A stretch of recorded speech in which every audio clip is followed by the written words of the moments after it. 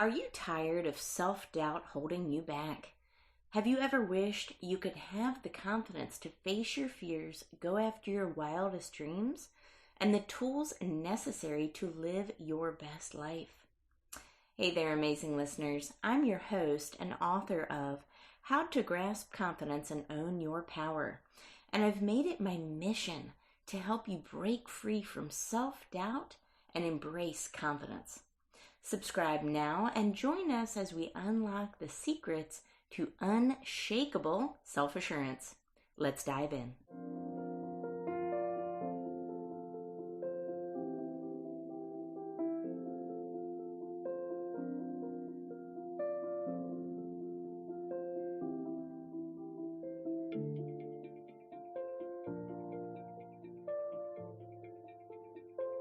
Today, we are in for a special treat. Hello, everyone. Thank you so much for tuning in. I have the pleasure of interviewing my friend, Paula Naeff. Now, Paula resides in Switzerland. She's an exceptional leadership and performance coach, but she's also a speaker, facilitator, and author in the making. I love that. We got to talk about that today because I want to hear about this author in the making. She serves as owner of This Is Me, Paula Naeff Coaching. And who does she work with? Well, she serves leaders one-on-one through one-on-one settings, but she also serves organizations as well through workshops, group programs, and keynote speaking. We're in a very similar path in our careers, and that's another exciting thing to talk about, Paula, today as well with you. But thank you so much for being on our show today, my friend. Well, thank you so much, Tara. I really love being here, and just it's amazing to hear the introduction and all the words when I sing, "Oh, that's me."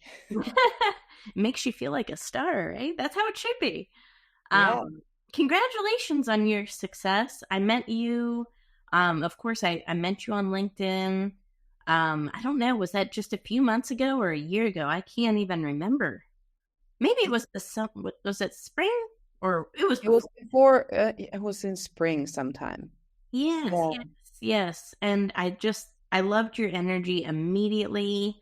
I could tell that you're an authentic person right off the bat. So when I find authentic people, I just tend to hold on to them, right? But so happy to have you on the show today. Today is an interesting topic, and it's not one I've addressed. This is the first time I have ever addressed the topic of shame. Ooh. Guess what? Everybody has it, right? And it's that little word that nobody likes to leave their lips, right? Nobody wants to admit that they have shame, but Paula, doesn't everyone have shame to a certain extent? What do you think?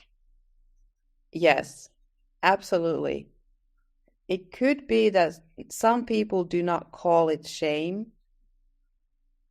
It could be, but we all have something that we would like to hide, that we don't want to put out in the public because there's something we're afraid of, that if that thing, whatever it is, comes out in the public, that, oh, it's gonna, I don't know, bring bad luck, or people are gonna just run away or whatever. We have these fears, and that's what shame is, right? Gosh, it's like, so everybody has it, but where does it come from? Where do you think? I mean, obviously it sounds like it could be from external happenings, right? That occurrences that happen to us in our lives, trauma, maybe abuse. Yeah. But there's so much that could go into that, right? I mean, it could be how you could be ashamed of the way you grew up, or ashamed of your weight, the way you look. There's a lot that goes into that. And I think people really hold on to this energy of shame, and it can create some downward spiral thinking for us, right? But where do you, in your experience as a coach and as a human being, let's face it, think that where the shame really comes from, and how does it manifest in our lives? I think it's something really, really deep. I mean, I can only relate that to my life because look, I'm not a researcher, and it's just not, I haven't done, yeah, I'm not a psychologist, but I have done a lot of work with myself and with my clients. So what has revealed to me from my life is the shame coming from very, very early childhood where we make these connections. And for me, that's where it has come from, and it's so deep rooted inside. And that's why we probably don't even talk about it too much, because we feel like that's a part of us. It's something that's just there and it's accepted, and it's, yeah. So I feel ashamed. You don't say anything. You feel ashamed, and that's what it is. You don't say anything. You can talk about fears, you can talk about a lot of things, but those things that you really are deep down is ashamed of, like for me, for example, ashamed of what I look like. And even though I don't remember anyone ever telling me straight in the face, like, you don't look right, or you are too much this or too little whatever, I have always remembered being ashamed of myself. And by comparison to others, and maybe it has been subtle something, I haven't pinpointed everything, but I know that that's where it's coming from. And once I know where it's coming from, I can start to reprogram myself and talk about it. I think that's why I've now done a couple of posts where I really had to like think myself, yes, I feel shame. So my first reaction is like, no, don't say anything. Like, this is too personal. This is too, don't go there. People are going to run away. All these fears, like I said before, are going to come. However, I've been able to step out of that for a couple of times. And also open, not only on LinkedIn, not only online. I'm open about everything that I'm ashamed of, that I know is holding me back with my clients. And when I am open with my clients, they feel like this barrier is coming down a bit. We're Yes. not talking about the deepest, darkest secrets. You can keep the secrets. It's okay. But, the things that really are holding you back. Yes, I love that. Well, you hit on something very powerful. This shame holds us back, and it creates this cycle of self-fulfilling prophecy, Mm-hmm. right? So, a cycle of self-fulfilling prophecy. I'm ashamed of XYZ. So I'm not going to put myself out there, right? I'm not going to be seen or heard. I'm going to stay in the shadows because I don't want that judgment. I don't want that fear, that rejection, right? So Mm-hmm. what happens? We internalize it and become more shameful. And then it creates this cycle, right? Don't you think it kind of compounds on itself, doesn't it? Yeah, because it's like this nagging little thing that you always know is there. And it's, for me, I always think it's like somewhere here behind in my neck or something, which is probably why I have like sometimes a lot of neck pain, is I think it's always here. And that it's somehow just like a little pin that's always poking. And if I don't do anything about it, it's just going to keep on being there. And even if on all the other areas of my life, I'm brilliantly confident and showing up and talking and open and vulnerable, however, that little thing here is going to keep pushing, and it's going to keep on, that little needle's going to keep on poking, and I'm going to feel it. I know it's there. It's not going anywhere. And so that's a little bit, for me, that's how it kind of manifests in my life, all these things. I still have things that I'm ashamed of. I haven't opened up about everything. And yeah, I mean, I'm the same. Yep. And so many people relate to that. So, and it doesn't matter what you look like, by the way. I think a lot of, we've heard of a lot of celebrities even coming out and to me, they look gorgeous, right? They look so beautiful. And then they talk about their issues with body dysmorphia, right? Their issues with eating disorders and things like that. And it makes you wonder, why are we all so ashamed? And then I think, because I'm a confidence-minded person, how much is this shame holding us back in our lives, in our careers, with the amount of opportunities that we're able to make, the amount of money we're able to make, the amount of success we're able to make because we're ashamed. And I see this a lot with personal branding and clients I work with, that we have a huge confidence hurdle to get over before a lot of people even start posting content, appearing on in the press or social media posts even, that there's some shame there that we need to kind of figure out and talk about and address, because for whatever reason, they don't want to put themselves out there. And again, that's where it creates that kind of that cycle of compounding that shame, which compounds our lack of confidence. And again, that keeps us from really growing as a person, right? What do you think about that? Yeah, absolutely. It does. It's holding you back. So I feel like sometimes it has, now for me, it has released a little bit, but it's like you have this band on your waist and you're trying to run the 100 meters or whatever, like some race. But you have that band, so it has a huge resistance that's pulling you back. Like you're going there and you've got all the confidence going forward. You know where you're going. You know, this is what I need to do. And then there's that something that's still not allowing you to go full speed. And maybe even you won't, if it's hard enough, you won't even get to the goal. It will prevent you from getting there, because if it's pulling you hard enough, it's going to pull you back. It's going to slow you down. And that's how I feel like I'm a very image person. So I make images in my mind about how things look like. So this is an image that I have in mind for shame. And it's a very strong pull. It's resistance. I like that word. And how much are we resisting?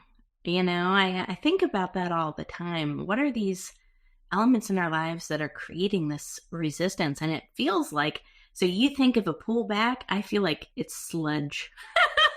Or like, what's that called? Quicksand, right? Yeah. Yeah, something you step into and it's gradual enough where you don't get scared at first.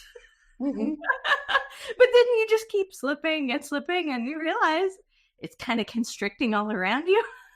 Yeah, well, that's also a good image. Yeah. Yeah, I think of quicksand. I don't know. But it's that resistance that keeps us down, and then eventually it kind of surrounds us and engulfs us. And then you struggle to even just breathe air. And exactly, you know, and it can actually, like you're saying, you can feel it. And it's like a neck pain. I could always feel it like in my chest. Sometimes hard to breathe, expand your breath, right? And it's interesting. It's like that resistance does kind of show up physically for us sometimes too. Yeah. It's interesting. But What I think about that is that we're putting so much more energy into the game than we actually have to. And that's what's exhausting us, because it's that resistance, or it's that quicksand where you're working. However, it's you can put all your energy in it and you're not going to dig yourself out. It's actually going to make you go a little bit further down, or it's going to make it even harder to get up. Yeah, absolutely. It's interesting, right? So you need that pull out of that situation. And that's where a coach comes in, right? A coach is somebody who can kind of, they see that. They see what's getting in your own way. Because a lot of times, we don't see what's getting in our own way. There's things, even though I'm a coach, I'm sure that are impeding my progress and getting in my way, and I'm getting in my own way, right? A lot of times. It's called human nature. That's why it's good to have a coach, somebody that can help strategically guide you and pinpoint those things so that you can kind of break free of these cycles and patterns that we get stuck in that are holding us back and keeping us ultimately the same. Mm-hmm. That's Yeah. really important, right? In order for you to grow, you can't have something pulling you back or letting you sink into it. You've got to break free from it. And that's kind of what a coach does. What do you think about that, Paula? Yeah, absolutely. This is a funny, this kind of conversation I've had this week at least twice, where it's about that the power of a coach, which is someone who's looking at things from the outside. It's like, I also work with a coach, and it's funny how things just, I am in my own world so much, we all are.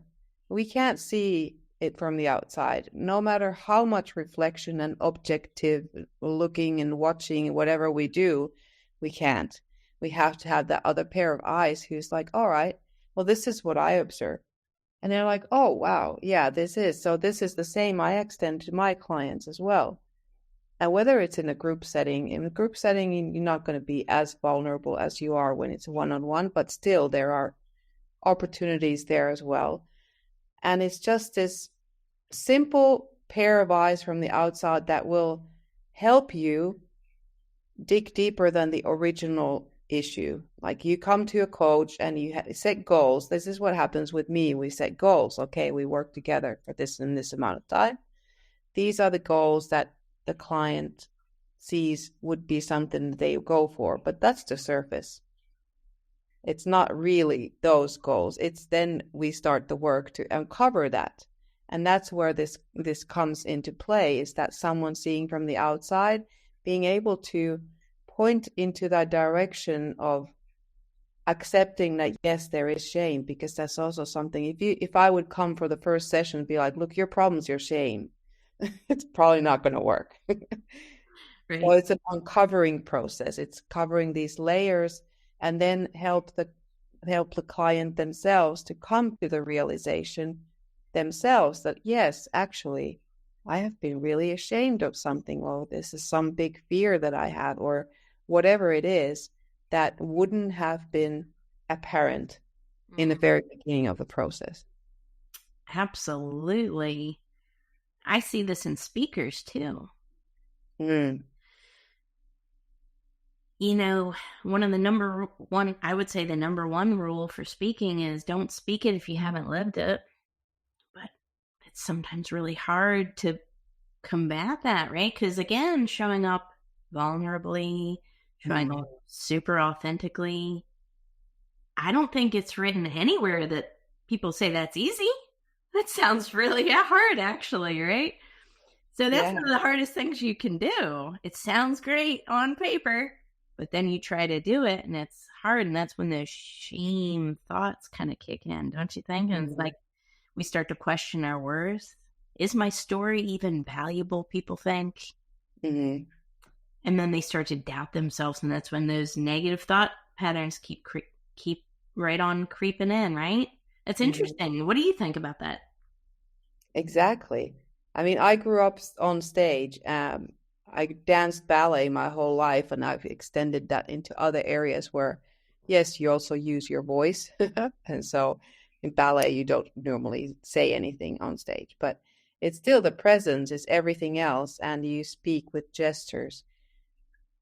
However, being a speaker is, yes, also on stage, but now you're not playing a character.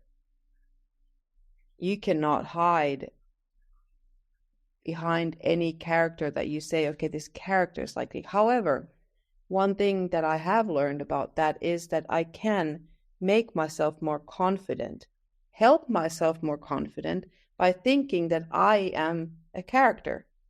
Paula, the speaker who's stepping on that stage, is a character that I play. And obviously, I cannot split myself into two different people.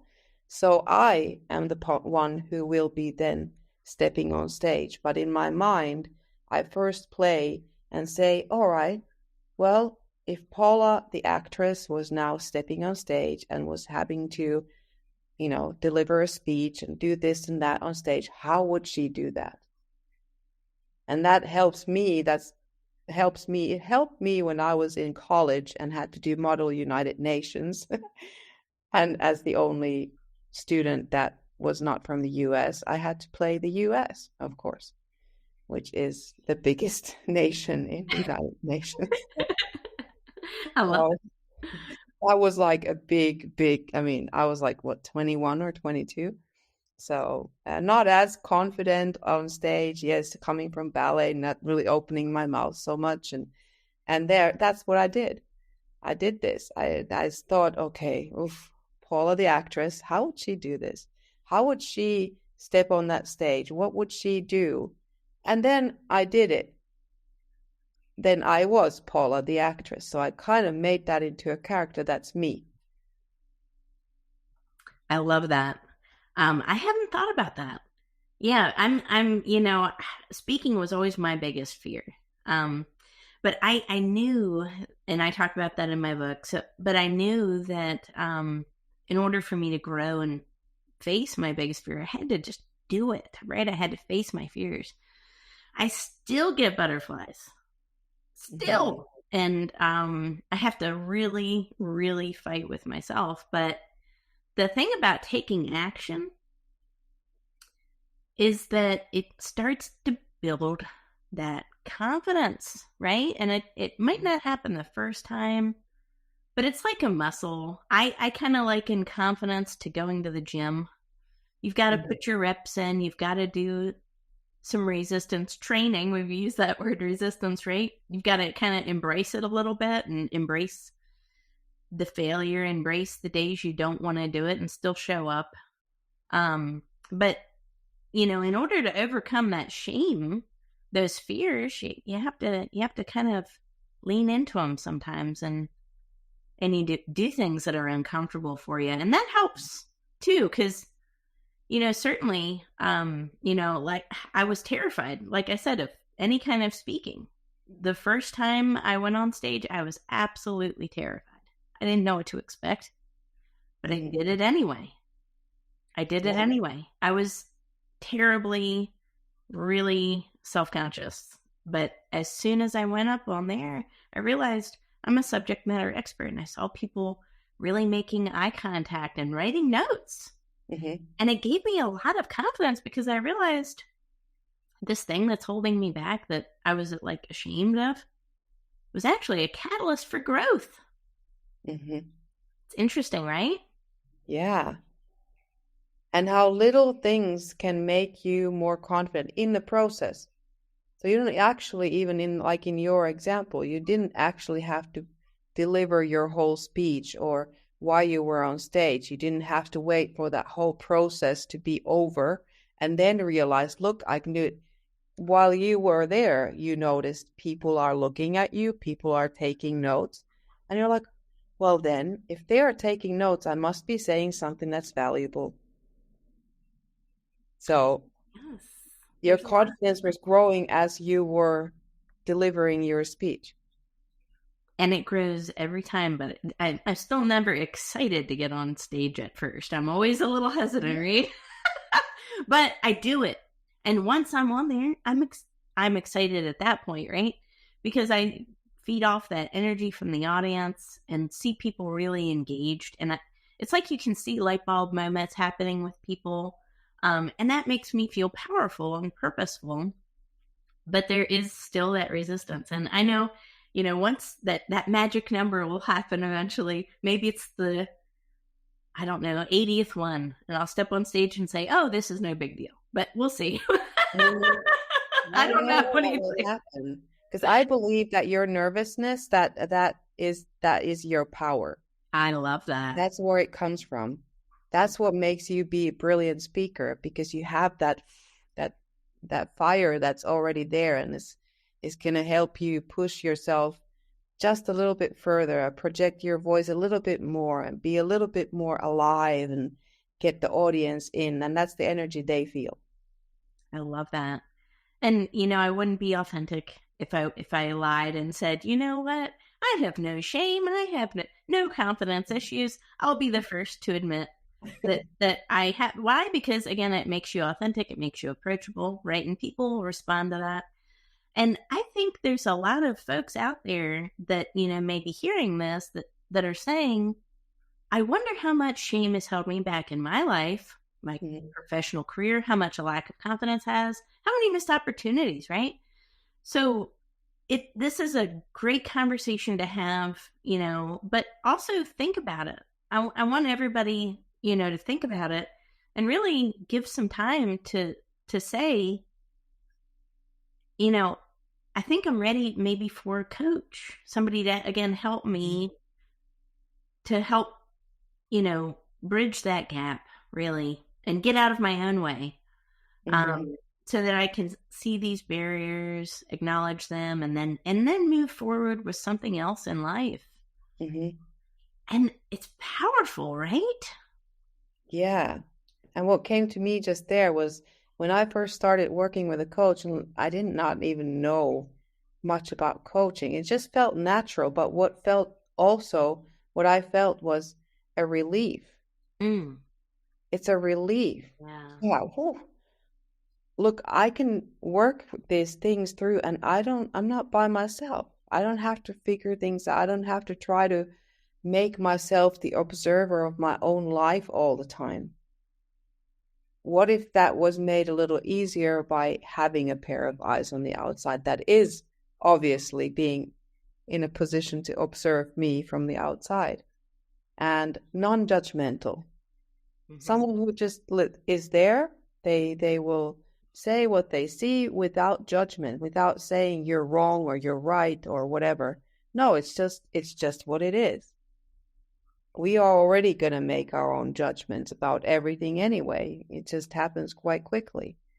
So to have this non-judging person from the outside who is helps you to kind of carry transformation and your growth and your desires and your doubts and these fears and feeling you feel like it's deeper than therapy. It's That's powerful. transformative. It's Mm. transformative, right? And I like to think of coaching is guiding. It's Mm. we can maybe figure things out. I could probably figure out maybe how to get to Switzerland and visit you. But you know what? It would be a lot easier if I had a compass. Haha. Yeah. Ooh, even easier if I had a GPS. Now, what if I had a boat and a GPS? Now we're talking. Oh, and a tank full of fuel, right? And lots of goods. That's what a coach does. Like, we can maybe figure out how to get places that we want, maybe potentially. Might take a lot longer. Mhm. Probably will take a lot longer. And then we may fail in the process and get deterred and then just stop doing that thing. Whereas a Mhm. coach gives you the compass, gives you the food, gives you the fuel on the boat, and helps you figure out strategically how to get to those goals that you're actually seeking. I think that's really important. Mhm. And it can't be understated. I mean, the best athletes have coaches. I I've never met a professional athlete that doesn't have a coach. Of course, Oh, they all do. exactly. They all do. Why? Because they're the best of the best. Yeah, because they know that they cannot achieve such a level of, their sport, whatever athlete, I don't even know how to say that word, but such a level in their sports that they wouldn't be doing that by themselves. Yep. It's not even at a lower level of sports. You don't even have to be an Olympic athlete. Everyone has a coach. If you do your sport, you have a coach. If you're competing in that sport, and if you are even here close to my place, there's a football that means soccer in your terms. That's great. Yeah, so soccer field with a lot of they all have from their age 5 or whatever they start with, they have a coach. Yep. They're not figuring things out by themselves. When you go up to whatever the older people's groups, they also have coaches. Hmm. They all have coaches. Hmm. Yep. Absolutely. So it's really important because these things that hold us back in life ultimately, uh, it happens to the best of us. It happens to all of us. This Mhm. lack of confidence. Guess what? External forces kick in, and that confident. I like to think of confidence as a meter. And we all start on that full meter, and then gradually through struggles, that meter kind of starts to go down. But a coach can really help give you the tools to help you battle these things like shame and lack of confidence or whatever that are getting in your way, to help open you up for more productive and fulfilling, but also purposeful life. Where you're not stuck in these ruts of negative thought patterns and cycles and resistance. And it kind of helps break you free of all of these things holding us back, including shame. Oh, yes. So important. Exactly. Wow. Paula, fabulous. Fabulous, fabulous. I think we have all taken away a whole bunch of information from this. But, this is just for everybody's benefit. It's all right to work with a coach. It's a good thing. It's an expansive mindset, right? It's all right not to know all the answers. Nobody does. This is why you work with somebody who can help guide you and give you, like I said, that compass and those resources. But Paula, what is the best way for people to reach out to you for your services? Well, the best way is to get in touch with me over LinkedIn.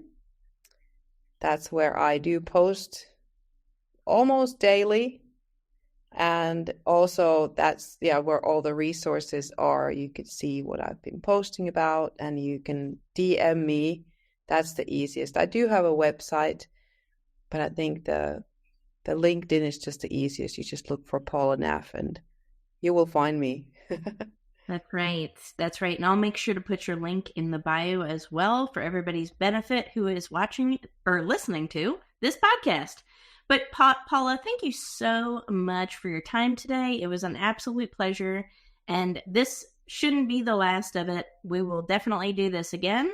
But thank you for everyone who has tuned in today. And we will see you on the next episode. Take care. And that's a wrap for this episode of Grasp Confidence. Thank you for joining me today and investing in yourself. Remember, building confidence is an ongoing journey, and each step you take brings you closer to the empowered, fearless version of yourself that you were born to be. Don't forget to visit my website, follow me on social media, and purchase my book, which is available on Amazon. Thank you for listening. We will see you on the next episode. Stay confident.